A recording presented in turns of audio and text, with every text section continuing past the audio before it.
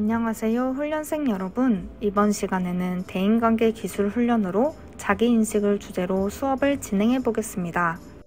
수업 차례를 보겠습니다. 처음에는 나라는 것과 대인관계가 어떤 의미를 갖고 있는지 알아볼 것이고, 두 번째, 오늘의 주제인 자기인식에 대해 설명해 드리겠습니다.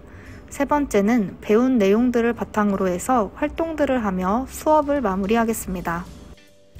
먼저 훈련생분들은 나라는 뜻은 다들 알고 계시죠?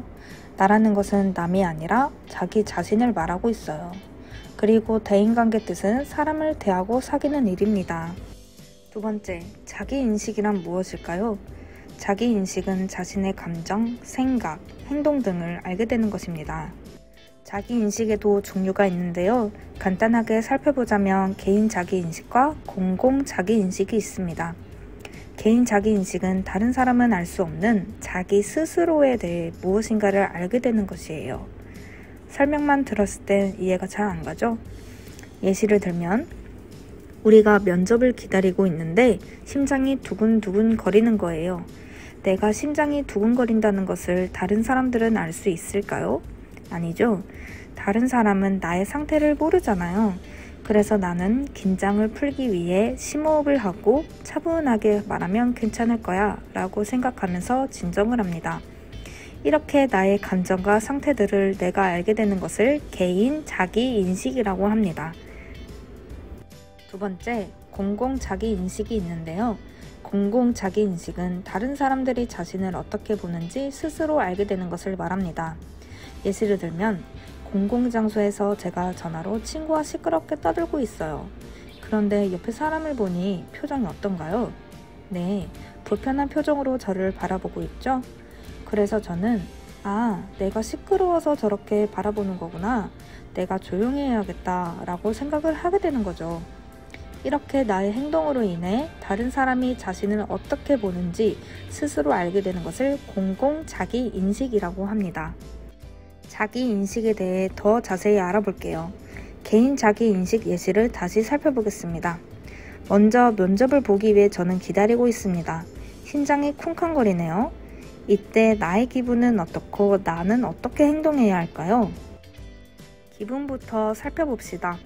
면접을 기다리는 입장에서 나의 감정은 긴장이 되거나 무서운 감정이 들 수도 있어요. 그렇다면 몸의 변화는 어떤 것들이 있을까요? 심장이 심하게 두근거릴 수도 있고 땀이 조금씩 날 수도 있어요. 심하면 배까지 아플 수도 있겠죠. 심하게 긴장을 했을 땐 어떻게 해결하면 좋을까요? 우선 나의 감정을 파악하고 심호흡을 하며 진정할 수 있도록 합니다. 예를 들면 심장이 너무 두근거리고 땀까지 나네. 나는 지금 심하게 긴장을 한 거구나. 크게 심호흡을 해보자.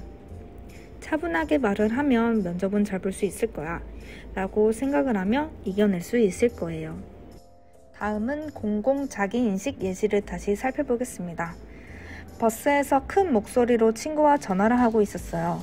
그런데 옆에 있는 여자분 표정이 좋지 않고 불편하게 바라보고 있네요. 이럴 땐 어떤 감정이 들고 해결하는 방법은 무엇일까요? 기분부터 살펴보자면 상대방이 불편하다는 것을 알고 나는 미안함과 창피할 수가 있어요. 몸에서는 놀라서 상대방의 눈을 회피할 수도 있고 땀이 날 수도 있어요.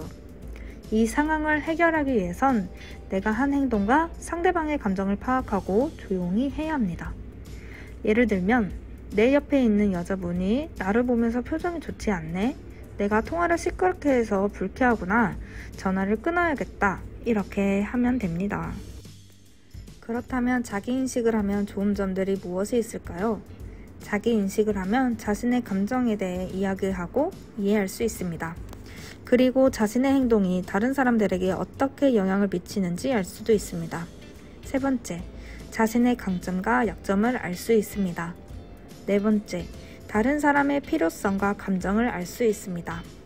이렇게 자기인식을 잘 하신다면 주변 사람들과 좋은 관계를 형성하고 유지하는 데 많은 도움이 됩니다. 활동입니다. 카페에서 컵을 옮기다가 컵을 놓쳐 깨뜨렸습니다. 훈련생 여러분은 어떤 감정이 들고 행동을 어떻게 하실 건가요?